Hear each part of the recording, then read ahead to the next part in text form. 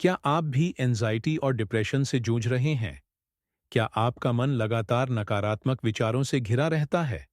अगर हाँ, तो आज इस वीडियो में आपको स्टोइक दर्शन से एक ऐसा तरीका मिलेगा जिससे आप अपनी मानसिक स्थिति पर पूरी तरह से नियंत्रण पा सकते हैं।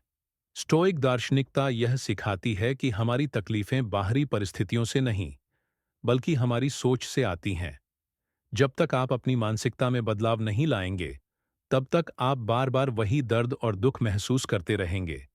लेकिन अगर आप स्टोइक माइंडसेट अपनाते हैं, तो आप किसी भी मानसिक संघर्ष को अपने ऊपर हावी नहीं होने देंगे। आज हम जानेंगे कि कैसे स्टोइक विचारधारा का पालन करके चिंता और अवसाद से बाहर निकला जा सकता है और एक मजबूत मानसिकता बनाई जा सकती है।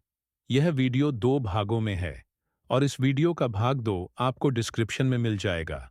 अगर आपको यह वीडियो उपयोगी लगे, तो स्टोइक आश्रम चैनल को सब्सक्राइब करें, वीडियो को लाइक करें और कमेंट में स्टोइक आश्रम लिखकर बताएं कि आपको सबसे ज्यादा कौन सा बिंदु पसंद आया।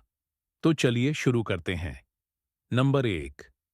जो आपके नियंत्रण में नहीं है, उस पर चिंता न करें। चिंता और अवसाद की मुख्य वजह यह है कि हम उन चीजों के बारे में सोचते रहते हैं जो हमारे नियंत्रण से बाहर होती हैं। हम बार बार खुद से सवाल करते हैं, अगर ऐसा हो गया तो क्या होगा?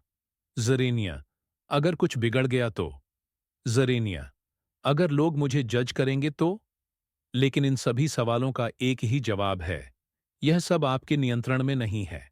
स्टोइक दर्शन सिखाता है कि हमें अपनी ऊर्जा केवल उन्हीं चीजों पर लगानी चाहिए जो हमारे नियंत्रण में हैं। अगर कोई ऐसी बात हो रही है जिसे आप बदल नहीं सकते, तो उस पर चिंता करके अपनी मानसिक शांति क्यों खराब करें? चिंता करने से कोई हल नहीं मिलता, बल्कि यह और अधिक कमजोर बना देती है। यदि आप चिंता महसूस कर रहे हैं, तो खुद से यह सवाल करें, क्या मैं इसे बदल सकता हूं? अगर जवाब हां है, तो उसे सुधारने के लिए तुरंत कदम उठाएं। अगर जवाब नहीं है, तो उसे वैसे का वैसे स्वीकार करें। मार्कस ऑरेलियस कहते थे, जो आपके नियंत्रण में नहीं है, उसे छोड़ दो। मान लीजिए बारिश हो रही है और आपको कहीं जाना है। क्या कर सकते हैं? या तो बारिश पर शिकायत करें या छाता लेकर अपनी योजना के मुताबिक आगे बढ़ें। यह आपकी मानसिकता पर निर्भर करता है कि आप खुद को एक विक्टिम की तरह देखते हैं या एक सच्चे स्टोइक की तरह, जो हर स्थिति को समझदारी से संभाल सकता है। जब आप इस सोच को अपनाएंगे, तो आपकी चिंता धीरे धीरे खत्म होने लगेगी। नंबर 2। अपने विचारों पर नियंत्रण रखें। आपका दुख बाहरी कारणों से नहीं, आपकी सोच से आता है। अगर आप मानते हैं कि आपका दुख किसी व्यक्ति, स्थिति या जीवन की किसी परेशानी से आ रहा है, तो आप खुद को धोखा दे रहे हैं। सच तो यह है कि आपका दुख बाहरी दुनिया से नहीं, बल्कि आपकी सोच से आता है। स्टोइक सम्राट मार्कस ऑरेलियस ने कहा था, अगर आप यह सोचते हैं कि कुछ आपको नुकसान पहुंचा रहा है, तो असल में आपकी सोच ही आपको नुकसान पहुंचा रही है।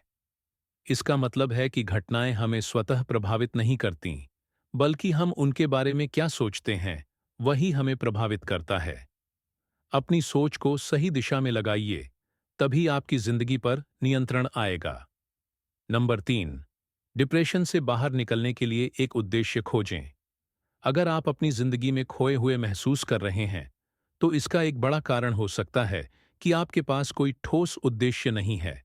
जब किसी इंसान के पास आगे बढ़ने की कोई वजह नहीं होती, तो उसका मन अवसाद, चिंता और नकारात्मकता से भर जाता है। लेकिन जब आप किसी बड़े लक्ष्य पर ध्यान केंद्रित करते हैं, तो ये नकारात्मक भावनाएं खुद ब खुद घटने लगती हैं। सेनेका जैसे महान स्टोइक विचारक कहते थे, अगर आपका जीवन उद्देश्य से भरा हुआ है, तो कोई भी परेशानी आपको तोड़ नहीं सकती। इसीलिए हर सुबह खुद से पूछिए, मैं किसके लिए जी रहा हूं? और यदि आपके पास इसका कोई जवाब नहीं है, तो छोटे लक्ष्य से शुरुआत करें। नंबर 4। अपने दुख को स्वीकार करें, लेकिन उसमें डूबे नहीं।